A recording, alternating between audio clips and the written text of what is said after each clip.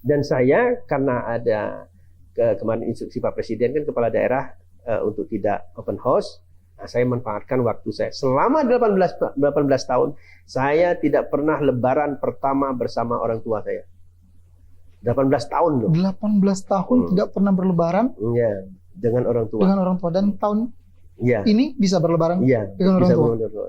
Wow. Dan anak saya pun merasa inilah lebaran yang paling indah kayaknya ini. Iya. Paling indah dan paling indah. Karena biasanya kalau misalnya kita lebaran di rumah, mereka salaman sama kita pertama sekali, terus habis itu kan tamu sampai malam. Betul. Mereka di kamar nonton, main game. Nggak dapat kebahagiaan itu. Ya, kita syukurilah semua. Tapi bicara itu adalah kebahagiaan yang luar biasa, keindahan yang luar biasa, 18 tahun penantian baru bisa kembali. Tapi di sisi lain Bapak sebenarnya merasa bahwa itu sebenarnya sebuah dalam tanda kutip kerugian tidak Pak? Oh, enggak. Sisi lain dari seorang pemimpin. Ada kenikmatan tersendiri. Ya, menjadi pemimpin itu banyak persepsi orang keliru terhadap kebahagiaan seorang pemimpin. Banyak pemimpin yang merasa bahagia ketika dia berhasil membuat suatu manfaat yang dirasakan oleh masyarakat. Itu kebahagiaan. Dan kebahagiaan itu tidak akan bisa dinilai dan digantikan dengan uang. Pengalaman saya selama 18 tahun. Saya realnya, nerima tamu itu, kalau nerima tamu mungkin ya, setiap hari itu mungkin bisa sekitar di atas 50 lah. Ya.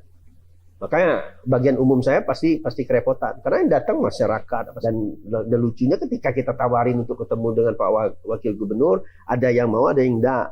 Tawaran ke Sekda nggak mau juga, tawaran kepala dinas nggak. Padahal untuk mencari solusi kan. Nah, ya udah kita nikmati saja. Nah, kebiasaan dari 100%, anggap 10 ya. 100% itu 10. Dari 10 orang yang datang dan rombongan yang datang, 8 itu sudah pasti membawa masalah dan minta cari solusi. Ya, alhamdulillah 1 orang memang ditunjuk oleh Allah untuk bikin kita ketawa. Dia mengimbangi kita. Yang selama ini 8, bayangkan 8 masalah. Dia akan kirim kita. Saya nggak tahu itu memang sudah kebiasaan. Dia kirim kita. Orang bersilaturahmi untuk bercerita ringan. Kita ketawa. Ini ada orangnya berarti? Memang dikirim, nggak tahu saya. Pokoknya selalu akan ada itu? Selalu akan ada. Seperti pemecah kebuntuan kali Pak? Betul. Insya Allah satu bawa rezeki. Rezeki itu bikin kita senang, gembira. Ada tawaran pekerjaan, ada tawaran apa. Yang pokoknya mendatangkan rezeki. Tetapi rezeki itu lagi-lagi. Biasanya mungkin bisa-bisa 100% kembali lagi untuk memecahkan solusi tadi. Ya. Betul. Itulah jalan Allah, kita nggak tahu. Makanya kalau misalnya seorang pejabat diukur dengan harta, saya rasa tidak semua begitu. Harta banyak kalau kita tidak bahagia, nggak bisa juga. Harta banyak tapi nggak membuat orang bahagia, nggak juga. Pak, tapi ini yang menarik tadi, ketika Bapak berbicara soal momen yang indah bersama keluarga seperti tadi, saya justru ingin bertanya, selama 18 tahun, atau tidak, selama 5 tahun terakhir dengan kesibukan Bapak benar-benar pure, benar-benar ingin untuk mensejahterakan masyarakat, ada komplain nggak Pak? Oh pasti. Ibu. Oh ada. Anak-anak. Ada. Ada Pak? Ada. Terus bagaimana Bapak menyikapi itu? Saya ajak mereka. Dan saya cerita apa yang akan saya kerjakan. Ketika kita berbicara itu bermanfaat untuk masyarakat, mereka biasanya mengalah. Saya ambil contoh. Saya sering diminta orang untuk menjadi saksi nikah. Hal ini enteng. Hal ini sederhana. Tapi kebayang nggak ketika di saat-saat tertentu kita harus bersama keluarga, tapi kita sudah janjian menghadiri akad nikahan. Dan yang jadi saksi ini adalah orang yang low. Bagaimana cara saya menyikapinya, menjelaskan kepada anak-anak? Paling saya kasih fotonya, kasih undangannya, kasih harapan orangnya, ini rumahnya. Biasanya mereka akan mengalah. Mereka ngambek lah sedikit, tapi setelah itu ya cair.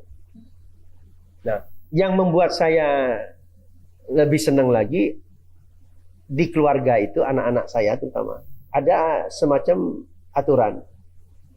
Jangan bertanya tentang saya ketika ada berita-berita yang menyudutkan saya. Anak-anak dilarang bertanya. Saya nggak mau. Kamu silakan cari, tanya sama orang dekat saya, biar mereka belajar. Karena kebanyakan ya kalau berita-berita ini ya biasa di medsos, Betul. segala macam. Ya bukan di Bangka Pos lah. Hmm. Bangka Pos saya senang kalau mengkritik pun ya mengkritik, tetapi ada etikanya tetap. Siap.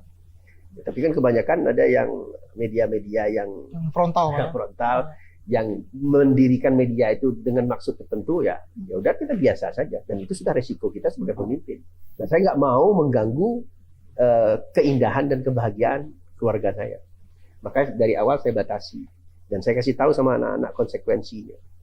Maka mereka sangat jarang sekali terlalu mengikuti kegiatan-kegiatan. Dan yang pasti kalau kegiatan-kegiatan sosial itu saya wajibkan. Kadang-kadang, terkadang mereka kita kasih misalnya nih kamu ada tugas ya, kamu menyampaikan sedekah apa segala macam, silakan. Itu kan membangkitkan mereka juga. Nah, ada satu langkah anak saya yang paling bungsu, dia sangat peduli sekali dengan lingkungan. Dia memperhatikan kebijakan kita tentang kebersihan. Jadi ketika mereka main ke Bangka Belitung, melihat sampah plastik apa segala macam, nanti kita main ke pantai, main ke pulau ada sampah plastik, udah mulai dia komplain. Langsung dia bereaksi langsung dia. Ya langsung. Dan dia memang passionnya di situ, senang dia dengan hal-hal seperti itu. Nah, anak nomor 1 dia lain, dia suka masak. Nah, bagaimana kehidupan sosialnya? Saya sampaikan saja mereka untuk mencontoh, misalnya mengajar orang untuk masak, ajar anak-anak yang kurang mampu untuk masak, berbisnis dan lain sebagainya. Itu luar biasa lah. Cerita family-nya itu luar biasa sekali, dan semoga memang ke depan ini momennya lebih baik lagi. Ya.